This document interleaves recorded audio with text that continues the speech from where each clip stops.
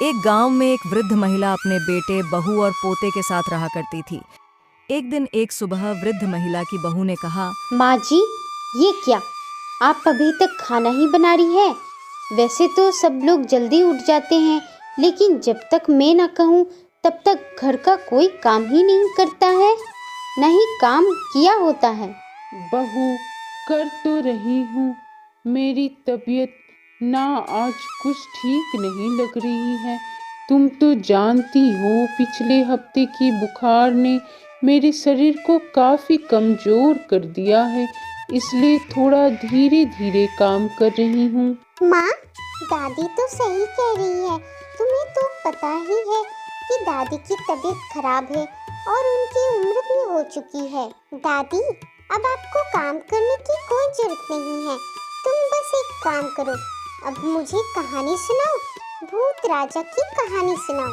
तुम चुप रहो, मैं बात कर रही हूँ ना।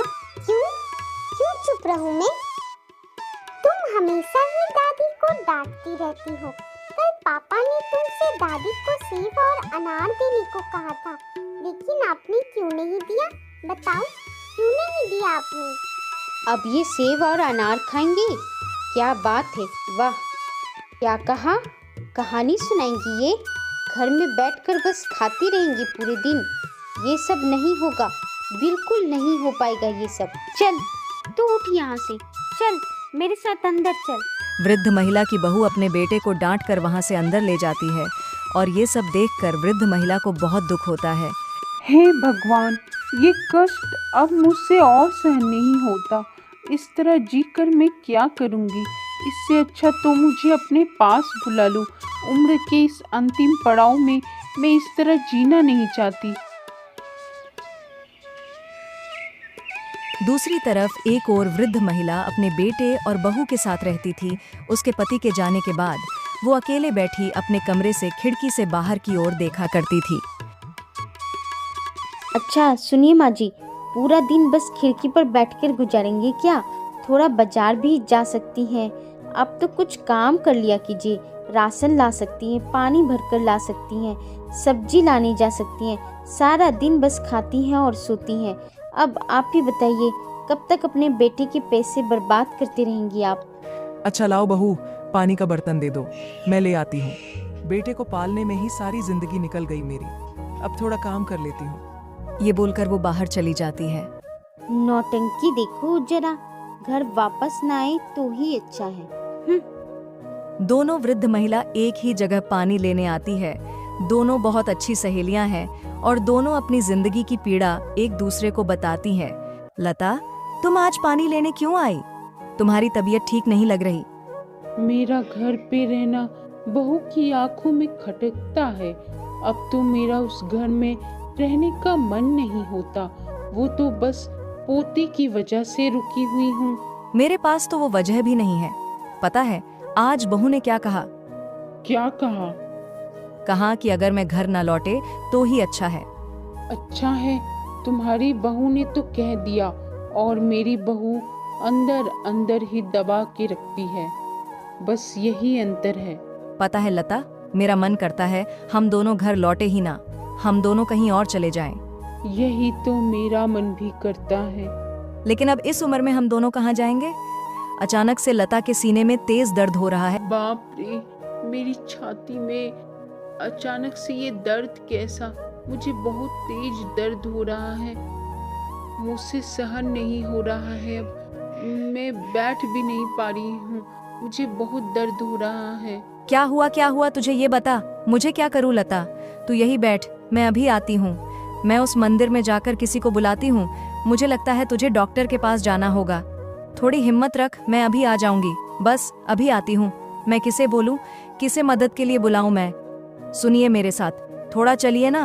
वो मेरी दोस्त ना, उसकी तबीयत खराब हो गई है, उसे डॉक्टर के पास ले जाना पड़ेगा। तुरंत आंटी, मैं बहुत दूर से आया हूँ। अभी अगर आपके साथ गया तो फिर मुझे ट्रेन नहीं मिलेगी। आप जाके किसी और से मदद क्यों नहीं मांगती? हे भगवान, अब आप ही बताइए, अब इस समय में किसे बुलाऊं मदद करने के लिए? मुझे आगे उस मंदिर के पास जाना चाहिए, शायद मुझे वह कुछ मदद मिलेगा। मंदिर में बहुत सारे लोग थे, वहां प्रसाद वितरण किया जा रहा था। बेटी तुम मेरी एक बात सुनोगी क्या? हाँ बोलिए ना आंटी, क्या आपको महादेव जी का प्रसाद चाहिए? नहीं बेटी, प्रसाद नहीं चाहिए मुझे बस अभी मदद चाहिए। वो मेरी सहेली, उसकी अचानक तबीयत खराब हो गई, उससे अभी डॉक्टर के पास लेकर जाना होगा। मुझे समझ नहीं आ रहा कि मैं उसे किस तरह ले जाऊं हूँ बेटी। अच्छा ठीक है, मैं चलती हूँ, मैं देखती हूँ। इन्हें अब जल्दी से हॉस्पिटल ले जाना होगा। चलो चलो। अब ये बिल्कुल स्वस्थ है।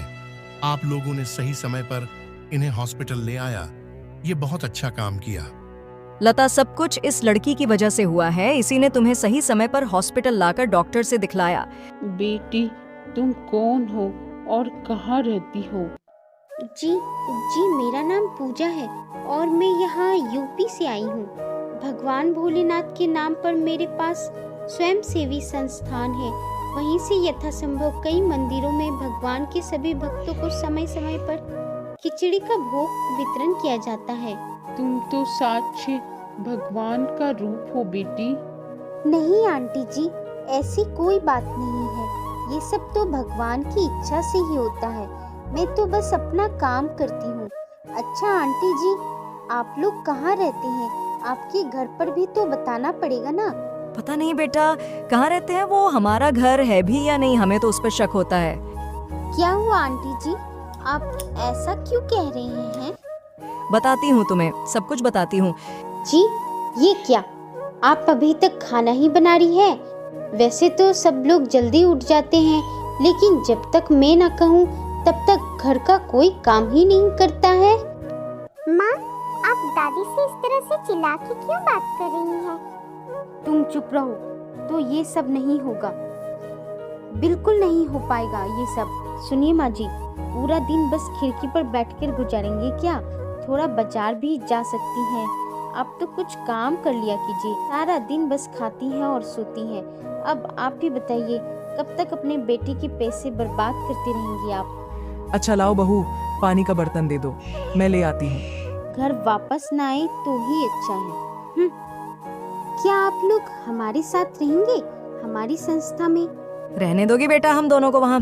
क्यों नहीं रहने दूंगी आंटी जी, आप दोनों की तरह ही कई बुजुर्ग वहाँ पर रहा करते हैं। वो भगवान का प्रसाद बनाते हैं, पूजा करते हैं और खुशी खुशी मिलकर वहाँ पर रहते हैं। या तो अच्छी बात है, हम लोग चलते हैं। जिंदगी का अधिकतर समय घर पर काट लिया मैंने, अब बाकी का बचा खुचा समय भगवान के नाम पर काटना चाहूंगी। चल लता, जिंदगी के अंतिम पल में हम दोनों दोस्त साथ रहा करेंगे।